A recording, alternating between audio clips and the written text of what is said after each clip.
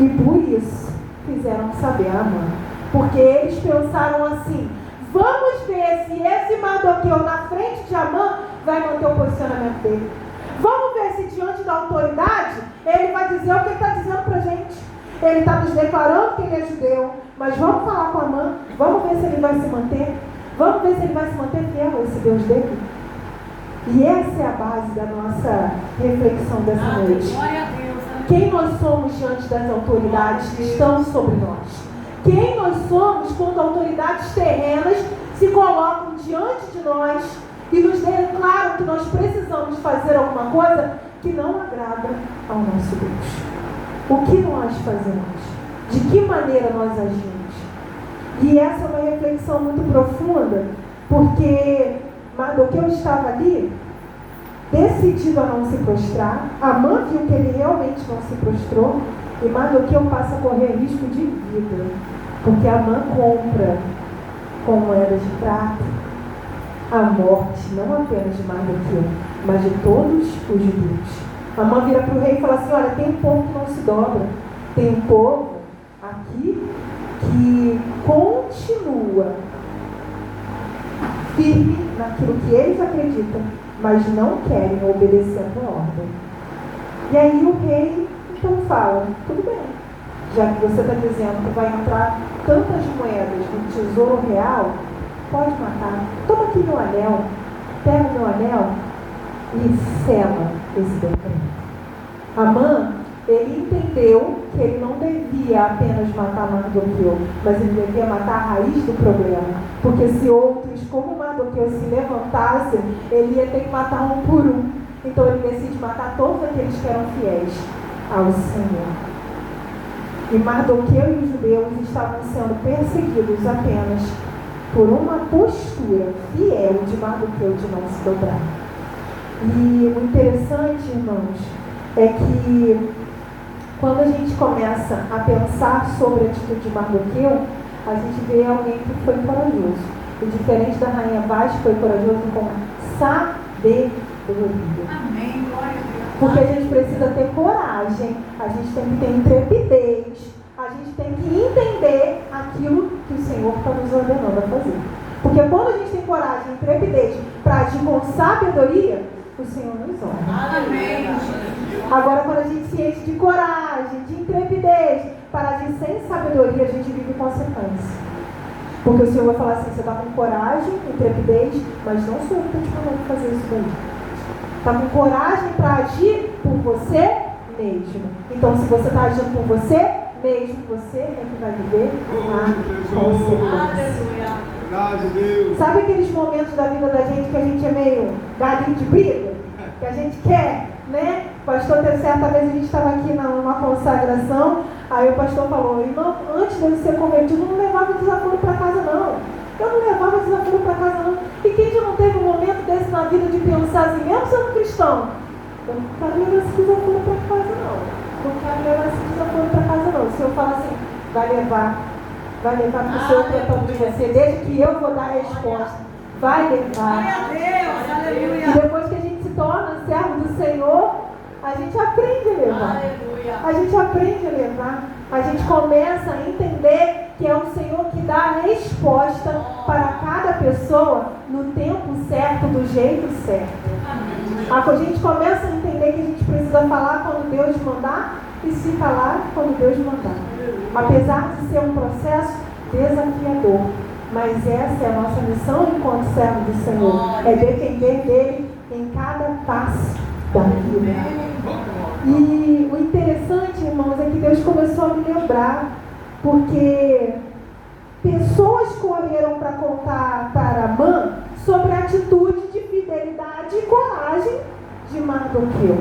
Mas pessoas também correram para contar ao rei Nabucodonosor sobre a atitude de coragem de Sadraque, Mesaque e Abednego de não adorarem aquela estátua que foi criada pelo rei. Consegue entender que Sadraque, Mesaque e Abednego passaram pela mesma coisa? Rei, olha, tem 3 lá que não estão. A tua ordem é, todas as vezes que eles ouvirem um pífano, eles precisam se voltar para a imagem e adorar. Se voltar para a estátua e adorar. Mas Sadraque, Mesaque e Abednego não se voltam, não adoram. Nabucodonosor ficou furioso, mandou chamar e falou: estou dando uma chance a vocês. Vocês vão ouvir e vocês vão adorar. Se vocês ouvirem e adorarem, vocês serão livrados. Agora, se não, a fornalha vai estar aquecida muito mais para matar vocês.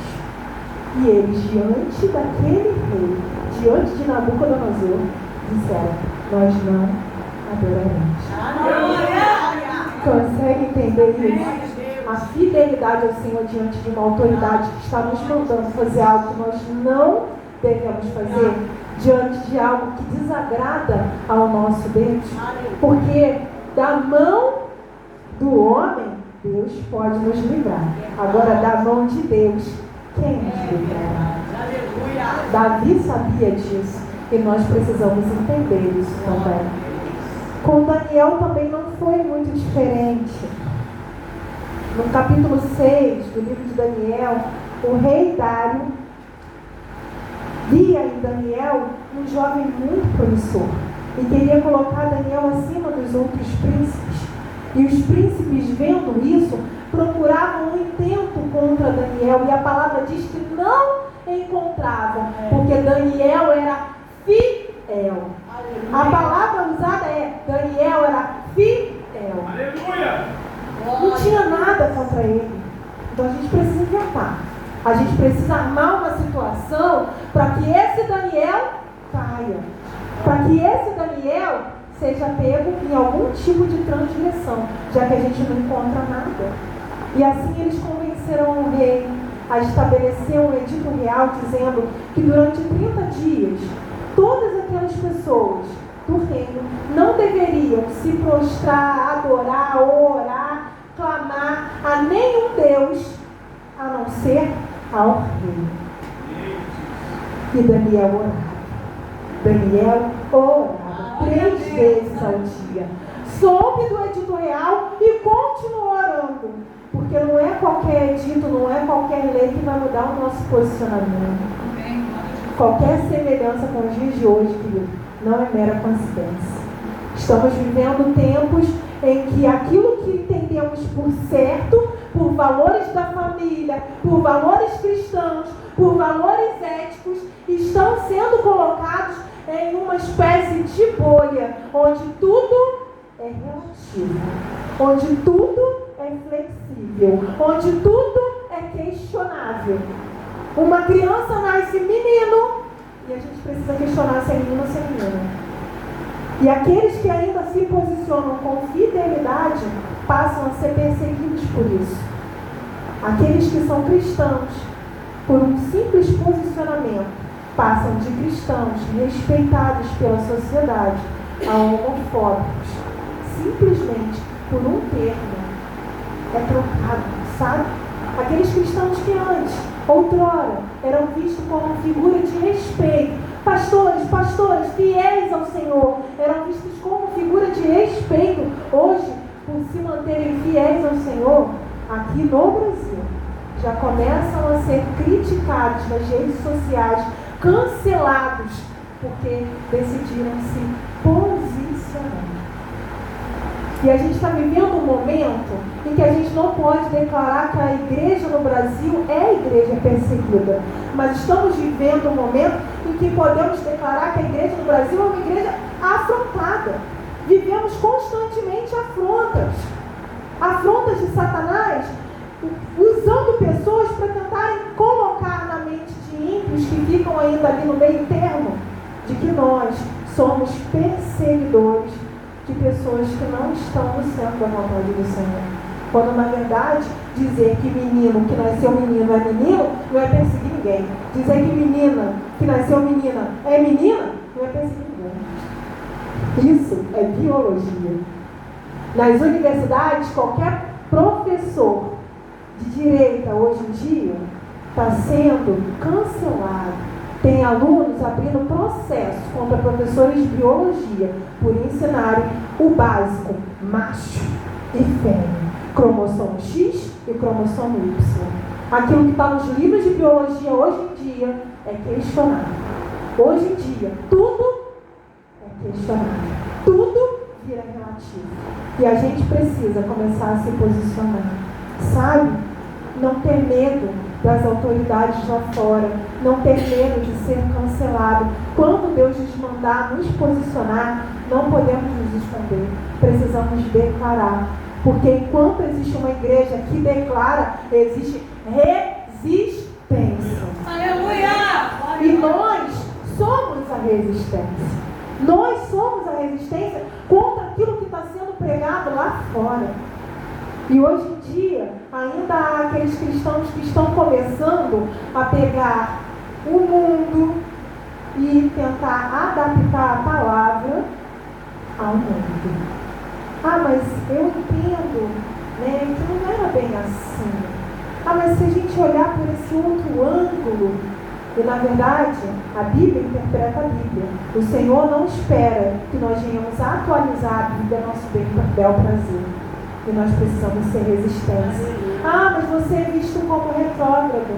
Você é visto como alguém que é muito antigo. Não tem problema de ser. Não estou em problema com o que os outros vão pensar sobre mim. A minha preocupação é com o que o meu Deus pensa a meu respeito. Glória a Deus, aleluia! E o interessante, irmãos, é que o Senhor, certa vez, né, um tempo atrás, eu pedi autorização dos meus pastores para ir a uma igreja pregar. E preguei lá no culto e preguei sobre fidelidade. Foi uma bênção para a honra e glória no nome do Senhor. Mas no dia seguinte, o inimigo tentou armar uma cilada para a minha vida, né? Me colocando em uma situação onde, no meu trabalho, pessoas acima de mim gostariam que eu mentisse para protegê-las. E eu falei, Senhor, não dá não, Pai. Senhor, não posso. Senhor, não posso. Senhor, me livra dessa situação. Senhor, me livra dessa situação. E o Senhor me livrou daquela situação, estabelecendo a verdade, fazendo com que eu pudesse falar a verdade. Porque quando a gente intercede, por mais que Satanás se levante para tentar nos envergonhar, porque o plano era o seguinte: você pregou sobre fidelidade ontem, hoje eu quero te envergonhar aqui, para que a culpa seja engrandecida no teu coração de tal maneira que você ande de cabeça baixa, porque eu vou te acusar. Aí eu falei, Senhor, eu não aceito, Pai. Eu não aceito, Jesus, eu não aceito, eu não aceito. E para a honra e glória do nome do Senhor, a verdade foi mostrada. E eu não precisei mentir, não precisei transgredir uma lei do Senhor para agradar pessoas, para manter uma média com determinadas pessoas no meu trabalho, para a honra e glória do meu Deus. E, irmãos, quando a gente se posiciona em Deus, mesmo que Satanás arme laços, arme embaraços para que a gente venha cair, para que a gente venha ser acusado depois pela sociedade, se permanecermos ligados com o Senhor, fiéis ao Senhor, o Senhor nos livra desses laços. O Senhor nos livra dessas pequenas situações que podem nos envergonhar diante dos homens.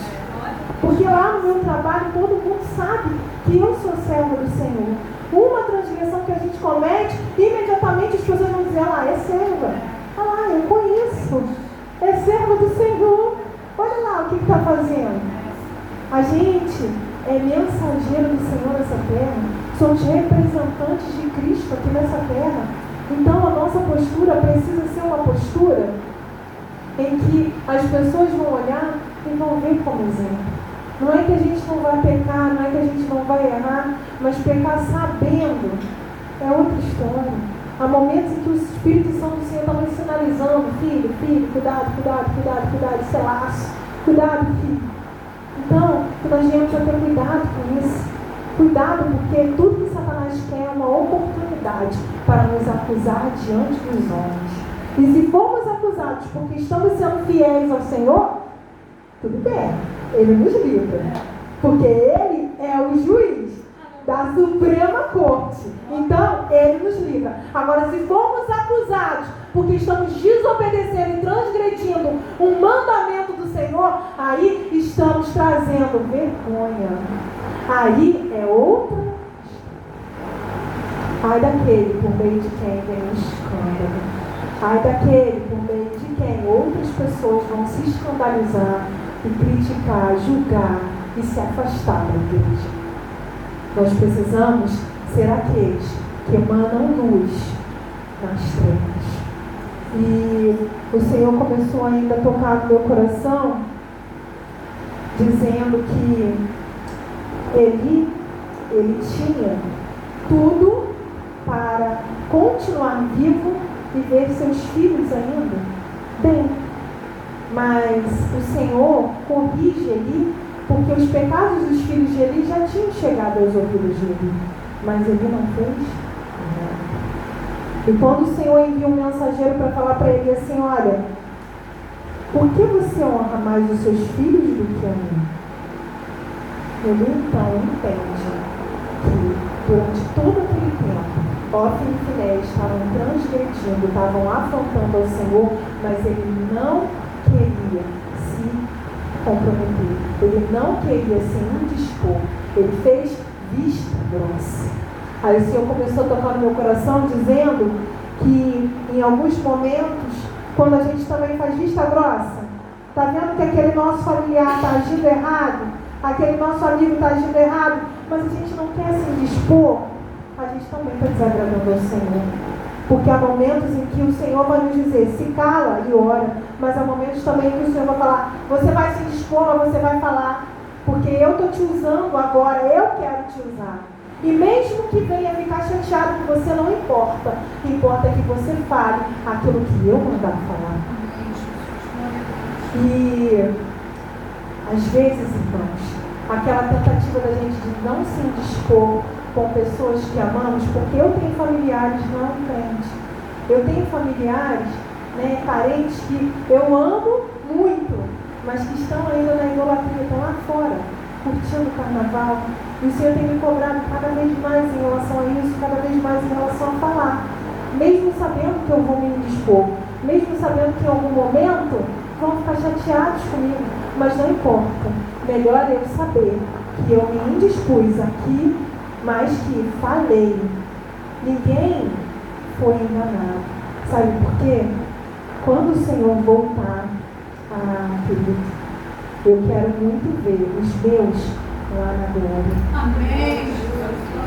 E por isso nós precisamos lutar, mesmo que para isso a gente venha se indispor, porque as indisposições que a gente evita ter hoje podem ser a ruína de algumas pessoas amanhã. Consegue entender isso? Que aquilo que a gente deixa de falar por receio de magoar, de entristecer, de chatear, hoje pode fazer com que a pessoa caia no próximo buraco amanhã. E o buraco vai viver a consequência que provavelmente, se você for familiar, você vai viver junto. Porque dependendo daquilo que o Senhor fizer na vida dessa pessoa, como consequência, você pagar preço de oração, você vai para o hospital, você vai para presídio, você está em todos os lugares, porque você ama. Então a gente precisa começar a entender aquilo que o Senhor quer de nós. Porque existe em Eclesiastes 3, tempo de se calar e tempo de falar. Só precisamos entender o tempo certo de cada coisa e nos posicionar de acordo com a vontade do nosso Deus. Porque os nossos familiares não crentes precisam também do nosso posicionamento. E às vezes irmãos, eu cheguei cobrado sobre isso porque eu passei muito tempo na intercessão. Orando. Aí o Senhor falou assim, eu quero que você ore, mas eu também quero que você se levante, porque há momentos em que você está evitando se indispor. Há momentos em que, para tudo ficar num clima bom, num clima saudável, você não quer se indispor. Para todo mundo estar sorrindo, você não quer entrar naqueles assuntos que você sabe que são assuntos complicados, porque quando fala de idolatria, é complicado. Ah, mas é a sua religião, é a minha religião. E aí, parece que o caos está instaurado. O Senhor falou assim para mim, começa a orar para não entrar nesse clima, mas fala, comece a falar, porque a hora que eu recolher, você vai sentir culpa por não ter falado. E nós precisamos falar. E se você já fala, fale mais ainda, porque os dias são maus e a volta de Cristo está cada vez mais próxima. E nós precisamos glorificar a Deus por isso, mas também precisamos entender que aqueles que são nossos familiares, que ainda não servem ao Senhor, são responsabilidade nossa e não responsabilidade de terceiros. A responsabilidade de pregar para eles é minha e sua. O Senhor vai cobrar de nós. O Senhor cobra de nós. Irmãos, já caminhando para a gente encerrar, o Senhor falou comigo sobre a atitude de Jesus diante de Nicodemos, porque em João capítulo 3, Nicodemos, a palavra diz que Nicodemos era um príncipe judeu, uma autoridade entre os judeus. E Jesus vira para Nicodemos e fala assim: Nicodemos, é necessário nascer de novo. E Nicodemos fala assim: mas como um homem velho pode nascer de novo? E Jesus, sem medo algum de estar falando com uma autoridade, disse assim: você é mestre em Israel e ainda não entende essas coisas? Se você não entende as coisas daqui, como é que você vai entender as coisas do céu? Jesus estava falando com uma autoridade, mas não teve medo de falar. Jesus não tinha medo, não passava a mão pela cabeça. Jesus enfrentava, não com falta de sabedoria, repleto de sabedoria, mas no momento certo Jesus não se calava. Jesus falava. E o Senhor começou a falar ao meu coração ainda, que no momento certo de se calar, Jesus também se calou. Abra sua Bíblia em Lucas capítulo 23, Evangelho de Lucas capítulo 23, em nome de Jesus, em alguns versos, bem rápido. No capítulo 22 ainda, verso 70, diz o seguinte: e disseram todos: logo, és tu o Filho de Deus? E ele disse: vós dizeis que sou. Isso é Jesus sendo julgado diante do Sinédrio, as autoridades religiosas da época. E Jesus diante de Pilatos, no capítulo 23, verso 3, diz o seguinte o texto: e Pilatos perguntou-lhe, dizendo: tu és o rei dos judeus? E ele respondendo, disse-lhe: tu o dizes. E lá no verso 9 do capítulo 23, já diante de Herodes, outra autoridade, Jesus disse: interrogava-o com muitas palavras, mas ele nada lhe respondia. Isso para que se cumprisse aquilo que o profeta Isaías havia falado, que ele seria levado como ovelha muda ao matadouro. E o interessante é que no verso 18 do capítulo 23, o texto sagrado diz o seguinte, verso 18: mas toda a multidão clamou a uma, dizendo: fora daqui com este, e solta-nos Barrabás. Pode passar, verso 19. O qual fora lançado na prisão por causa de uma sedição feita na cidade e de um homicídio.